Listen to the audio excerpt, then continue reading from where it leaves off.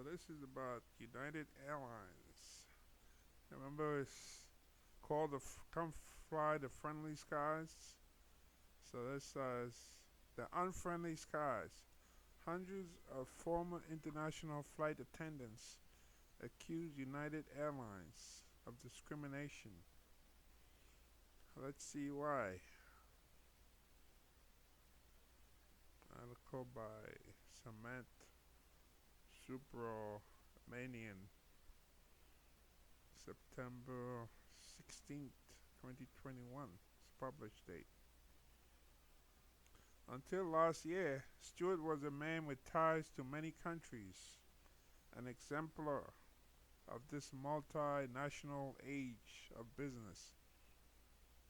He was a Briton who had lived since 1996 in Japan, working as a flight attendant on international flights. His employer through all those years, United Airlines, was American. Stewart worked under a U.S. contract, which meant that he was represented by a U.S. union, the Association of Flight Attendants, AFA.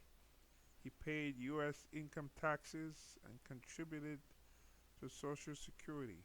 After the COVID-19 pandemic hit, he even continued getting his salary under the U.S. government's payroll support program, which disbursed $40 billion to U.S. airlines on the condition that they didn't lay off employees until September 30th, 2020.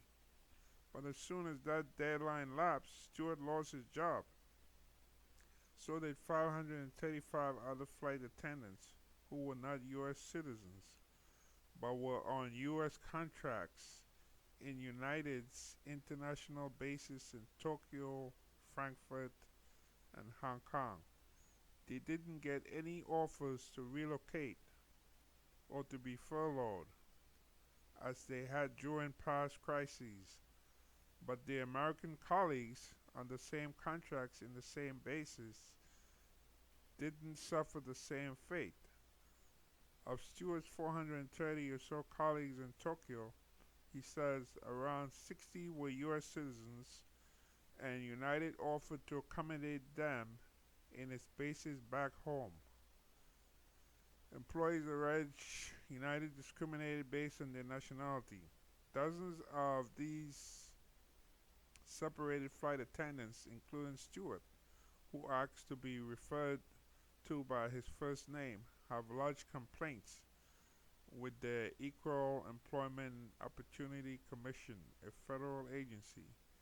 They claim they have been subjected to discrimination on the grounds of their nationality. Her dismissal, one flight attendant wrote in her EEOC complaint, was in violation of Title VII of the Civil Rights Act of 1964, which addresses employment discrimination on the grounds of race, color, religion, sex, or national origin. American companies doing business overseas are subject to the Act, but it only protects employees who are U.S. citizens. To protect non-citizens, lawmakers worried might violate another country's sovereignty. But in an age when workers routinely span the globe, this asymmetry only makes for a lopsided regulatory framework when it comes to American multinationals and their employees. The conflict between these 536 flight attendants and United embodies how, by some laws, foreign employees overseas are treated no differently than their U.S. citizen colleagues, and how they are disqualified from protection under others. One key question arises from this conflict. Should employees who aren't U.S. citizens be allowed overseas, who are working overseas on U.S. contracts and even paying U.S. taxes, be entitled to the same protections as their American counterparts? At a time of mounting concerns over workplace inequality, Title VII's pointed exclusion of non-Americans from its overseas ambit is at odds with the law's spirit and with the realities of the modern globalized workforce. An EEOC spokesperson told courts the agency could not comment on the ongoing process. In response to a questionnaire from courts, a United spokesperson said, "We do not have anything to share on this topic." Separately, many of Stewart's colleagues in Tokyo have sued United in a Japanese court, claiming unfair dismissals. Others filed a lawsuit in Germany. But by the time these suits were underway, Stewart had to leave Tokyo, his home of a quarter century. He vacated his apartment, and since United didn't offer to pay for his move, he sold his furniture and his electrical appliances. Then he flew to the UK on his own dime and tried to figure out what had just happened to his career. The promises of a U.S. contract. Stewart began working for United in London in 1991, that's 30 years ago, and moved to Tokyo 5 years later. His new base was one of several that United opened in the 1990s. "Initially, I did some flying within Asia," he said, "but mostly we only flew to the US. These were flights that started in Tokyo, went to say Chicago or Seattle, and then returned." When crew members like Stewart were hired for these bases, United didn't demand that they possess a U.S. passport or a U.S. green card. Further, their contracts specified that if they were ever furloughed and their bases were then closed, they'd be transferred to another available base or back to where they started with United. So, for example, when United shut down its Paris base in 2006, its agreement with AFA read, "United has offered vacancies to its Paris-based flight attendants at domiciles in the European Union, i.e. in Frankfurt and at London Heathrow, as well as other flight attendant domiciles in the United States and Asia. No jobs were lost. Airlines closed their bases during the pandemic." Last June, Stewart and his colleagues learned about the closures of the Tokyo, Frankfurt, and Hong Kong bases from an internal newsletter emailed out to the staff. In it, John Slater, a senior vice president at United, wrote that in the pandemic environment, we simply are not able to sustain an in-flight base at these locations. The newsletter went out late on a Friday, U.S. time. I woke up on a Saturday morning and I had all these text messages saying, "What are you going to do?" Or, "I'm so sorry." Stewart said, "What was this about? I wondered." Then I checked my email. United dealt with the employees of these bases in two distinct ways. U.S. citizens were offered furloughs and transfers to American bases. Non-citizens weren't offered transfer. They also weren't offered furloughs. One Frankfurt-based flight attendant said to courts. She asked to remain anonymous. "In the past, we were offered the same furloughs as American employees," she said. For instance, when the airline industry suffered after 9/11, she recalled, "I took a 9-month furlough and even got a very nice thank you letter for it when I rejoined.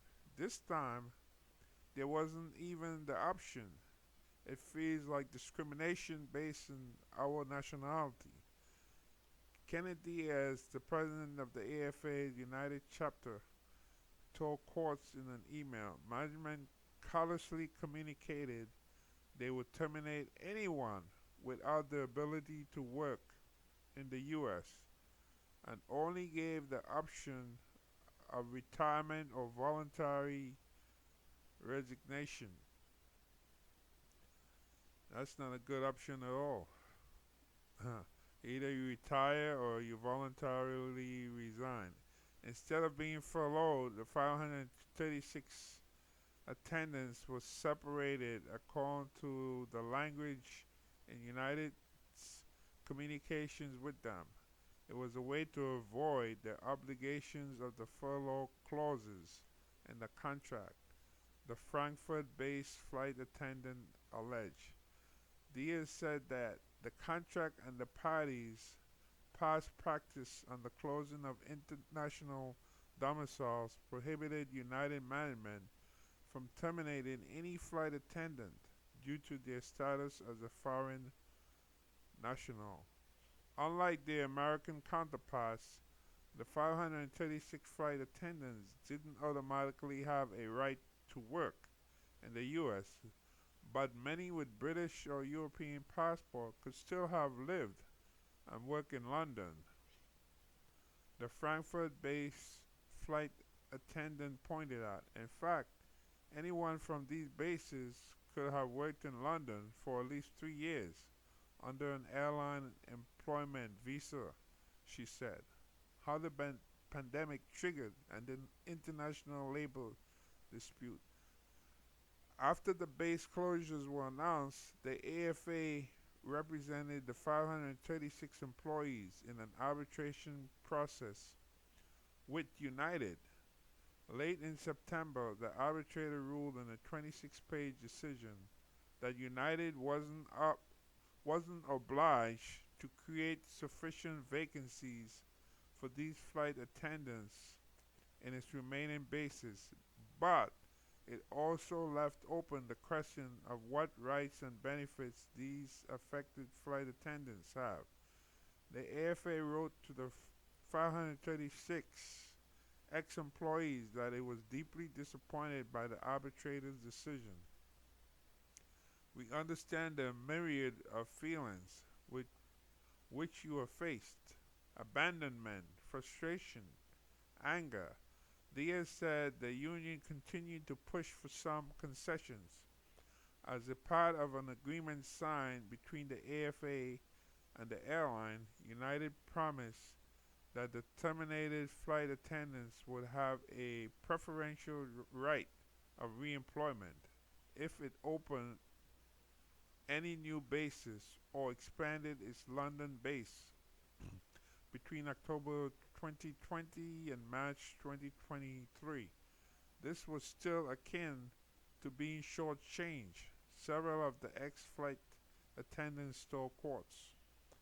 If they had been furloughed like their American colleagues, they said, they'd have been contractually entitled to a preferential right of reemployment for 6 years instead of 2.5. The former employee said they were also entitled to a lifetime's worth of free travel passes for themselves and their families, a benefit that accrues from long careers at United and other airlines. But United allowed them to retain their travel passes for only 6 months. In return, the AFA agreed not to challenge these terminations or support claims made by these 536 employees anymore. To those who had lost their jobs, it felt like an abject concession by the union. Diaz said he disagreed with United's decision. These workers were the only example in the industry of work defined as equal no matter where you come from in the world, he said. It's a shame the company treated these invaluable contributions with such disdain and the people as disposable, using the payroll support program as blackmail. One of the concessions that the AFA wrong, and that's WRUNG wrong, from United was an agreement to keep paying these 536 flight attendants a monthly minimum guarantee as long as it kept receiving federal aid. At present, the aid runs out until September 30th, 2021, but United has used this as leverage, several former flight attendants said. In July 2021, after the government renewed its support for payrolls, United tried to deploy it as a means of blackmail to somehow force our recognition of the termination. Several ex-flight attendants complained in a letter to the airline. In a letter Stewart received on January 5th, 2021, United told him that if he wanted to continue receiving federal aid benefits, please accept this letter as official notice that you will be separated from United effective April 1st, 2021, in accordance with the extension of the payroll support program. Even if he didn't sign and send the letter back, United wrote, that would constitute a choice to be permanently separated from employment with United. In the next line, the United executive signed off, wishing you a very happy and safe holiday season. Stewart signed, he said, because if I didn't, I knew I wouldn't get even this money. Many others refused to sign. In several documents, including the post-arbitration agreement with AFA, United emphasized that the shrunken state of international flying meant that the Frankfurt, Tokyo, and Hong Kong bases would not be reopened. But the flight attendant, formerly based in Frankfurt, pointed out that the flights are in fact serving those three bases. In July, for instance, she said that United operated 7 daily flights in and out of Frankfurt and up to 11 flights a week in and out of Tokyo. It wasn't even that United anticipated bleak times ahead, said another flight attendant formerly based in Frankfurt. In July, the company announced that it expected to turn a profit in the next quarter.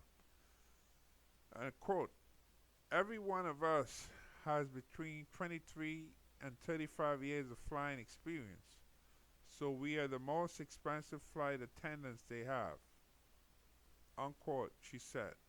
Quote, they just saw this as an opportunity to get rid of us, and now we are too old to make a new start and too young to retire. We don't know what to do, unquote. So that's not a good story at all. You know, you work for United. I mean, like travel is global now. You know, regardless of this is me talking. Regardless of what country you come from, I was never a flight attendant. The only thing I came close to is working at the airport years ago, and I know that's a tough job. You know, you flying through different time zones. I used to see some of the flight attendants come off the planes, and it's tough.